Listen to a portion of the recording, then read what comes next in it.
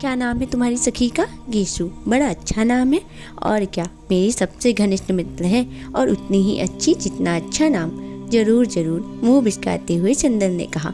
और उतनी ही काली होगी जितने काले गेसु। धत, शर्म नहीं आती किसी लड़की के लिए ऐसा कहते हुए। और हमारे दोस्तों की बुराई करती हो तब क्या, वे तो सब हैं ही बुरे। अच्छा तो पहले फल खाओ। और वह प्लेट में छील कर संतरे रखने लगी। इतने में ज्यों ही वह झुककर एक गिरे हुए संतरे को नीचे से उठाने लगी कि चंदन ने झट से उसका प्याला अपने सामने रख लिया और अपना प्याला उधर रख दिया और शांत चित्त से चाय पीने लगा। संतरे की फाके ऊंची ओर बढ़ाते हुए ज्यों ही उसने एक घूंट चाय की ली तो वह चौंक कर बोली, अरे यह क्या हुआ? कुछ नहीं, हमने उसमें दूध डाल दिया। तुम्हें दिमागी काम बहुत रहता है, चंदन ने ठाठ से चाय घूंटते हुए कहा। सुधा कुड़ गई, कुछ बोली नहीं। चाय खत्म करके चंदन ने घड़ी देखी। अच्छा लाओ, क्या टाइप कराना है? बहुत देर हो रही है। बस यहाँ तो 1 मिनट बैठना बुरा लगता है आपको। हम कहते हैं कि नाश्ता और खाने के वक्त आदमी को जल्दी नहीं करनी चाहिए। बैठिए ना। अरे तो तुम्हें कॉलेज की तैयारी नहीं करनी क्यों नहीं है? आज तो गेसु को मोटर पर लेते हुए तब जाना है। तुम्हारी गेसु और कभी मोटर पर चढ़ी है? जी हाँ, वह साबिर हुसैन कादमी की लड़की है। उसके यहाँ 2 मोटरें हैं और रोज तो उसके यहाँ दावतें होती रहती हैं। अच्छा, हमारी तो दावत कभी नहीं हुई कि? आहा, गेसु के यहाँ दावत खाएंगे इसी मुंह से? जनाब, उसकी शादी भी तय हो गई है, अगले जाड़ों तक शायद हो भी जाए। छी, बड़ी खराब लड़की हो। कहाँ रहता है ध्यान तुम्हारा? सुधा ने मजाक में पराजित कर बहुत विजय भरी मुस्कान से उसकी ओर देखा। चंदन ने छिपकर निगाहें नीचे कर ली तो सुधा पास आकर चंदन का कंधा पकड़कर बोली, अरे उदास हो गए? नहीं भैया, तुम्हारा भी ब्याह तय करवाएंगे। घबराते क्यों हो?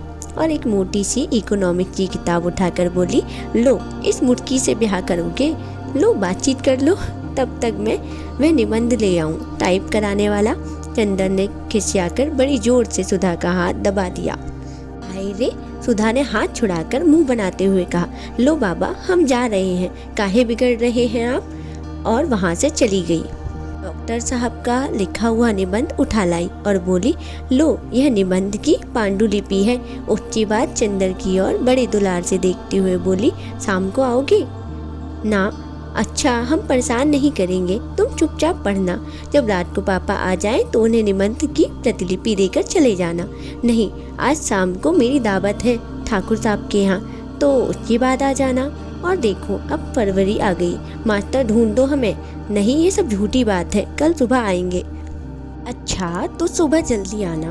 और देखो, मास्टर लाना मत भूलना। ड्राइवर तुम्हें मुखर्जी रोड पर पहुंचा देगा। वह कार में बैठ गया और कार स्टार्ट हो गई। फिर सुधा ने पुकारा, वह फिर उतरा। सुधा बोली, लो ये लिफाफा तो भूल ही गए थे, पापा ने लिख दिया है, उसे दे देना। अच्छा कहकर चंदन फिर चला कि सुधा ने फिर पुकारा, सुनो, एक बार में क्यों नहीं कह देती सब? चंदन ने झल्लाकर कहा, अरे बड़ी गंभीर बात है, देखो वहाँ कुछ ऐसी वैसी बात मत कहना लड़की से, वरना उसके यहाँ 2 बड़े बड़े बुलडॉग हैं। कहकर उसने गाल फुलाकर आंख फैलाकर ऐसी बुलडॉग की भंगिमा बनाई कि चंदन हंस पड़ा। सुधा भी हंस पड़ी। ऐसी थी सुधा और ऐसा था चंदन। सिविल लाइंस के एक उजाड़ हिस्से में एक पुराने से बंगले के सामने आकर मोटर रुकी। बंगले का नाम था रोजलान, लेकिन सामने के कंपाउंड में जंगली घास उग रही थी और गुलाब के फूलों के बजाय अहाते में मुर्गी के पंख बिखरे पड़े थे। रास्ते पर भी घास उगाई थी और फाटक पर, जिसके एक खम्भे की कॉर्निश टूट चुकी थी, बजाय लोहे के दरवाजे के 2 आड़े बांस लगे हुए थे। फाटक के एक और एक छोटा सा लकड़ी का नाम पटल लगा था, जो कभी काला रहा होगा, लेकिन जिसे धूल, बरसात और हवा ने चितकबरा बना दिया था। चंदन मोटर से उतरकर उस बोर्ड पर लिखे हुए अधमिठे सफ़ेद अक्षरों को पढ़ने की कोशिश करने लगा और जाने किसका मुंह देखकर सुबह उठा था कि उसे सफलता भी मिल गई। उस पर लिखा था AF डिक्रूज उसने जेब से लिफाफा निकाला और पता मिलाया।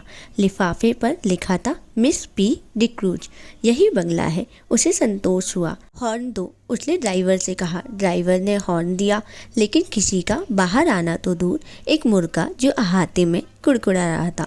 उसने मुड़कर बड़े संदेह से चंदर की ओर देखा और उसके बाद पंख फड़फड़ाते हुए चीखते हुए जान छोड़कर भागा। बड़ा मनहूस बंगला है, यहाँ आदमी रहते हैं या प्रेत? कपूर ने ऊब कर कहा और ड्राइवर से बोला, जाओ तुम, हम अंदर जाकर देखते हैं। अच्छा हुजूर, सुधा बीबी से क्या कह देंगे? कह देना, पहुँचा दिया।